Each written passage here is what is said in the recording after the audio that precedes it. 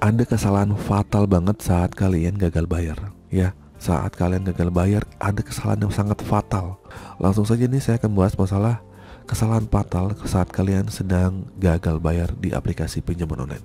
Nah, banyak yang dilakukan oleh debitur ya, atau nasabah yang gagal bayar.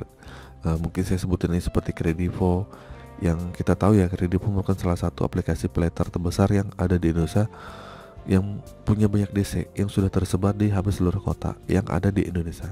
Nah, banyak orang-orang yang melakukan kesalahan dan mereka mungkin baru pertama kali gagal bayar, atau mungkin juga baru merasakan gimana sih rasanya diteror atau didatangin DC lapangan ke rumah. Oke, di sini kita akan bahas ya kesalahan fatal yang paling sering dilakukan, dan memang ini terkesan biasa aja.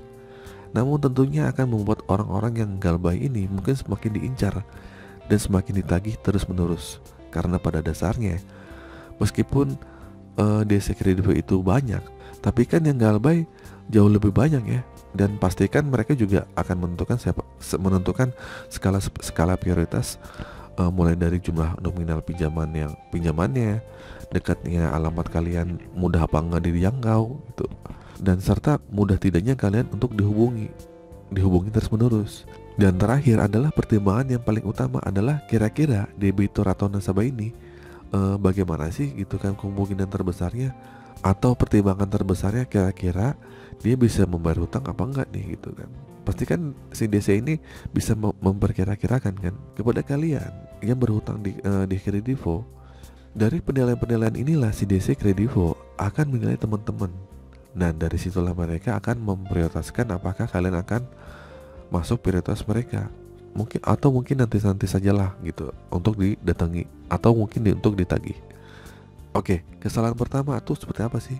Kesalahan pertama adalah mungkin untuk kalian yang sering melakukan untuk menanggapi teror-teror DC ya. Kalian terus intens dihubungi DC Kredivo. Nah, atau dengan kata lain adalah kalian malah curhat ke DC-nya gitu.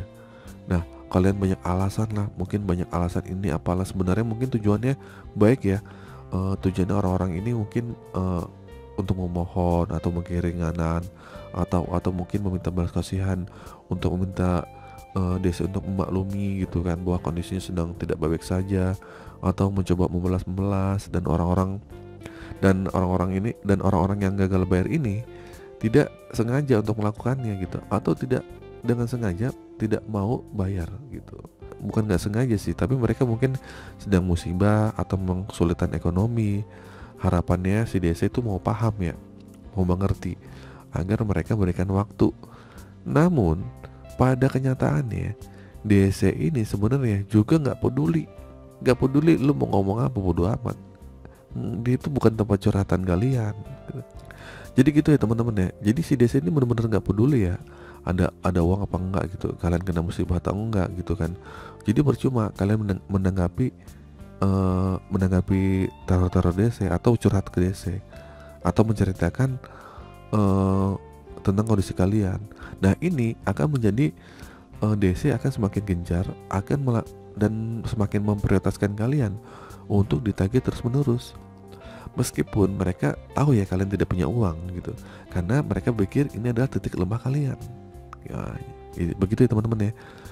Terus akhirnya si DC ini punya strategi mereka, yaitu selanjutnya adalah mendorong kalian untuk mencari dana talangan, atau ngajarin kalian bagaimana kalian itu bisa pinjam ke tempat lain, atau dengan kata lain kalian disuruh untuk gali lubang tutup lubang, dan kalian bisa bayar ke tempat mereka gitu, maksudnya gitu.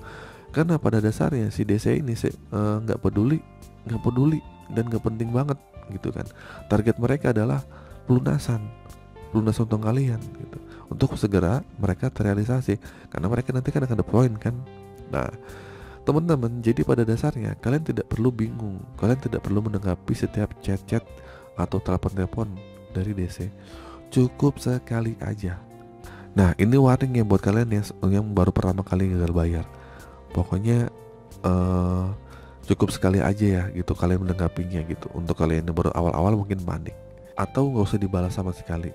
Nah, jangan sedikit ditanggupin, sedikit bilang iya saya nggak ada pak, saya tuh lagi kayak gini. Nggak perlu kalian curhat seperti itu ya. Kecuali kalau kalian memang sudah paham ya, sudah ngerti cara main DC, kalian mau mau hubungi kalian kayak atau telepon balik gitu, ya bodo amat gitu kan. Atau kita yang telepon balik DC, kita yang apa namanya ngerjain DC gitu, ya terserah. Pokoknya terserah kalian.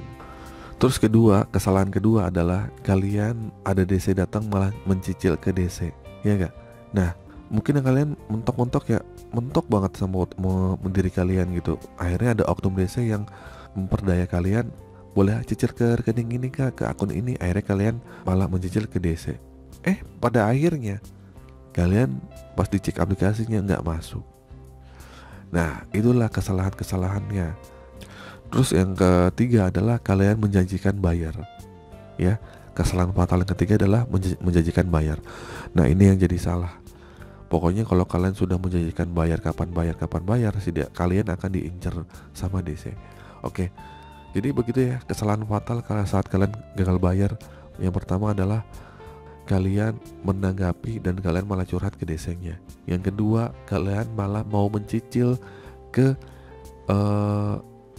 DC-nya, ya. Itu salah. Yang ketiga adalah kalian menjanjikan bayar. Terus bagaimana biar nggak salah lagi? Caranya saat kalian ditagih oleh DC pinjol, tetap tenang, diam aja, nggak usah dibalas. Kalau kalian emang nggak punya uang, ya. Ngapain punya uang? Ngapain kalau nggak punya uang kalian sok-sok balas atau sok-sok menanggapi? DC tuh nggak peduli sama kalian yang punya uang atau enggak. Oke, itu saja teman-teman video kali ini. Semoga video ini bermanfaat. Akhir kata, assalamualaikum warahmatullahi wabarakatuh.